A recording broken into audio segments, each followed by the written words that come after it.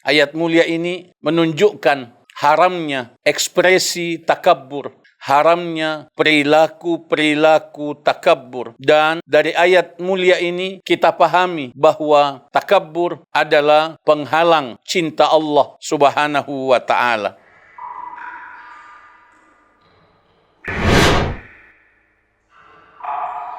Alhamdulillah, wassalatu wassalamu ala Rasulillah.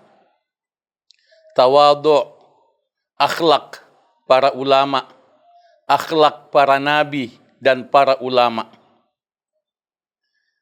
Di antara penyakit hati yang paling halus dan sangat berbahaya ialah sifat takabbur.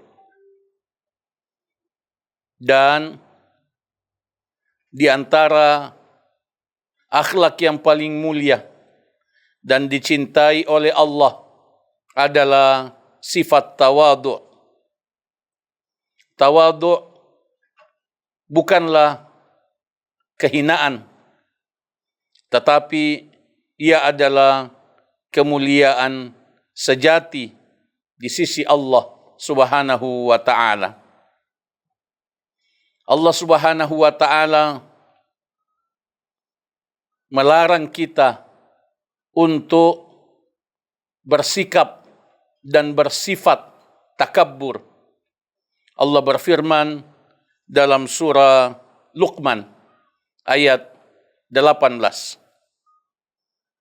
Wala tusa'ir khaddaka linnas wala tamshi fil ardi maraha innallaha la yuhibbu kulla mukhtalin fakhur. Dan janganlah engkau memalingkan wajahmu dari manusia karena takabbur, dan janganlah berjalan di bumi dengan angkuh. Sesungguhnya Allah tidak menyukai setiap orang yang takabbur lagi membanggakan diri. Ayat mulia ini menunjukkan haramnya ekspresi takabbur, haramnya perilaku-perilaku takabbur. Dan dari ayat mulia ini kita pahami bahwa takabbur adalah penghalang cinta Allah Subhanahu wa ta'ala. Rasulullah sallallahu alaihi wasallam mendidik kita untuk memiliki sifat tawadhu' agar kita menjauhi sifat takabbur. Rasul sallallahu alaihi wasallam bersabda, "Ma tawadha'a ahadun lillahi illa rafa'ahu Allah." Tidaklah seseorang bersikap tawadhu' karena Allah, melainkan Allah akan mengangkat derajatnya. Hadis sahih riwayat Al-Imam Muslim. Tawadhu' merendahkan diri di hadapan Allah tabaraka wa ta'ala. Tawadhu' adalah sikap rendah hati terhadap sesama manusia. Tawadhu' bukan merendahkan diri di hadapan sesama manusia, tapi rendah hati. Artinya tidak memandang diri lebih mulia dari orang lain. Tidak memandang rendah orang lain. Itu adalah sifat tawadhu'.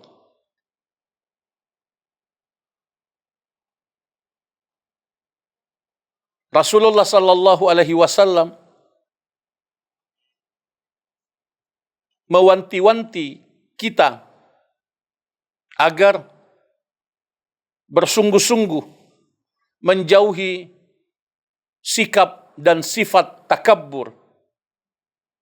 Beliau sallallahu alaihi wasallam pernah bersabda, la yadkhulul jannah, tidak masuk syurga, man kana fi qalbih, orang yang di hatinya mithqalu dzarratin min kibar, ada seberat zarrah dari ketakburan. Artinya sekecil apapun ketakburan dalam hati, itu menjadi penghalang untuk masuk syurga. Hadis riwayat Al-Imam Muslim. Ketakburan adalah bahaya yang mengancam diri kita, mengancam kepribadian kita, mengancam masa depan dunia kita dan masa depan akhirat kita. Karena ia menjadi penghalang masuk neraka. Demikian besarnya perhatian Rasulullah sallallahu alaihi wasallam dalam mendidik kita untuk mewaspadai dan menjauhi sifat takabbur. Rasul sallallahu alaihi wasallam menjelaskan definisi takabbur. Beliau sallallahu alaihi wasallam bersabda, al-kibru batarul haq wa ghamtun nas. Takabbur itu ialah menolak kebenaran dan memandang enteng sesama manusia, merendahkan orang lain. Hadis riwayat Al-Imam Muslim. Takabbur bukan soal pakaian. Takabbur bukan sekedar penampilan. Tapi takabbur adalah sikap menolak kebenaran, menolak nasihat, tidak mau mengikuti nasihat. Dan yang kedua, merendahkan orang lain, menghina orang lain. Sahabi yang mulia Anas bin Malik radhiyallahu anhu pernah mengatakan, karena Rasulullah sallallahu alaihi wasallam adalah Rasulullah sallallahu alaihi wasallam yakhdimu nafsah, melayani dirinya sendiri. Rasul sallallahu alaihi wasallam mengerjakan pekerjaan-pekerjaan yang berkaitan dengan dirinya sendiri. Wa yaqilu ba'irah, dan mengikat sendiri tunggangan beliau, unta beliau. Wa yajlisu ma'al fuqara, dan beliau senang duduk bersama orang-orang miskin. Ini adalah contoh-contoh sifat tawadhu dari Rasulullah sallallahu alaihi wasallam.